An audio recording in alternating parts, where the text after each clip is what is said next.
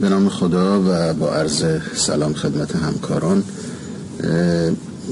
بنده یه نرم افزاری رو برای آموزش اسپانتینیوس اکتیویتی در EMG طراحی کردم که این نرم افزار رو در اختیار همکاران قرار میدم. البته امیدوارم این در واقع این نرم افزار مورد استفاده قرار بگیره. در اینجا فقط بنده یه توضیحات مختصری رو در رابطه با نحوه استفاده از این نرم افزار خدمت همکاران ارائه میکنم. این نرم افزار به طور کلی یک نرم افزار اجرایی فلش هست و فقط بر روی لپتاپ در واقع قابل اجراست و روی موبایل قابل اجرا نیست. در صورت در وهله اول بعد از در واقع دانلود نرم افزار و گذاشتن اون بر روی دسکتاپ لپتاپ که اینجا من اونو قرار دادم، میتونید بر روی اون کلیک بکنید که با کلیک کردن بر روی نرم افزار به طور اتوماتیک باز میشه و یکی دو تا صفحه است که اینا به شکل اتوماتیک به اصطلاح میان و عبور میکنن و اینجا دکمه‌ای طراحی شده که با کلیک بر روی اون شما در واقع میتونید به صفحات بعد برید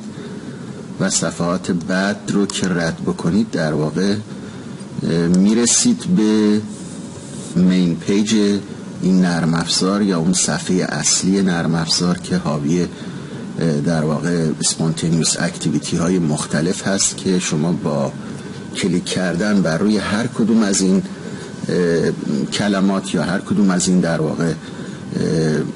اسپانتینیوس اکتیویتی ها وارد اون اسپانتینیوس اکتیویتی میشید و میتونید در واقع اون رو مورد مطالعه قرار بدید. مثلا به طور مثال اگر اینجا من بر روی این پوزیتیو شارپ ویو کلیک بکنم، همونطور که میبینید صفحه در واقع پوزیتیو شارپ ویو باز میشه که تو این صفحه همونطور که ملاحظه میکنید ما دو نوع در واقع نقاط اکتیو داریم. یکی نقاطی هست که به شکل آبی رنگ، کلمات آبی رنگ اینجا طراحی شدن که این کلمات در واقع نقاط اکتیوی هستن که شما اگر ماوستون رو بر روی اون قرار بدید همونطور که ملاحظه میکنید یک شکل به شما نشون میده و اگه خارج بشید از اون قسمت این شکل محو میشه. نقاط دیگه ای که توی این قسمت ها طراحی شدن نقاطی هستن که در واقع حاوی به اصطلاح کلیپ هایی از اون نوع اسپانتینیوس اکتیویتی هستن که اینجا که همونطور ملاحظه میکنید 4 مثال هست اینجا، اگزمپل 1 2 3 و 4. اگر روی هر کدوم از اینها کلیک بکنید صفحه برای شما باز میشه که حاوی در واقع یک کلیپ در مورد اون اسپانتینیوس اکتیویتی هست که به طور اتوماتیک این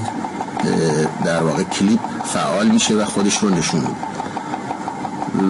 و تو این قسمت اگه شما باز مجددا روی مین پیج کلیک بکنید میتونید به صفحه اولیه یا همون صفحه اصلی برگردید و باز دوباره اگر خواستید یک اسپانتینیوس اکتیویتی دیگه ای رو انتخاب بکنید و باز نقاط اکتیو همونطور که ملاحظه میکنید و کلیدهایی که تعبیه شدن و در واقع اینها نقاطی هستن که حاوی یک کلیپ ویدیویی هستن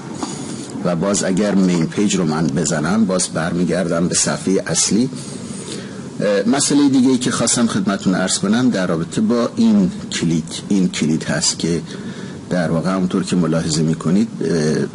اصطلاح تست کردن خودتون در رابطه با اسپانتینیوس اکتیویتی است که اگر این قسمت رو کلیک بکنید شما وارد سوالات نرم افزار میشید. یعنی یه سری سوالات طراحی شده تو این قسمت برای در واقع افرادی که دوست دارن خودشون رو تست بکنن ببینن آیا اسپانتینیوس اکتیویتی ها رو میتونن تشخیص بدن یا نه، که وارد این قسمت میشیم. اگه استارت رو بزنیم همونطور که ملاحظه میکنید یه صفحه میاد که حاوی یک کلیپ هست، یک اسپانتینیوس اکتیویتی به همراه 4 تا گزینه که شما بعد از دیدن کلیپ میتونید یکی از این گزینه ها رو انتخاب کنید ببینید آیا پاسختون صحیح هست یا نه. به این شکلی شما اگر این کلیپ رو با زدن این دکمه فعال بکنید اون کلیپ به شما نمایش داده میشه و در واقع میتونید بعداً هر کدوم از این پاسخ ها رو انتخاب بکنید. مثلا به طور مثال اگر این پاسخ رو من انتخاب بکنم و بعد چک بکنم با نرم افزار ببینم آیا پاسخ هم صحیح هست یا نه. میبینید نرم افزار به من پاسخ رو میده، میگه این پاسخ صحیحه. و اگر روی سوال بعدی برم با این دکمه، باز یه کلیپ دیگه و باز اگر من مثلا یکی از این گزینه ها رو انتخاب کنم بعد از دیدن البته کلیپ و باز اگه چک بکنم اگه اشتباه باشه، در واقع نرم افزار به شما میگه که این پاسخ اشتباه است. برصد همونطور که ملاحظه میکنید حدوداً 15 تا سوال در این نرم افزار طراحی شده که نرم افزار در انتها یک کارنامه ای از این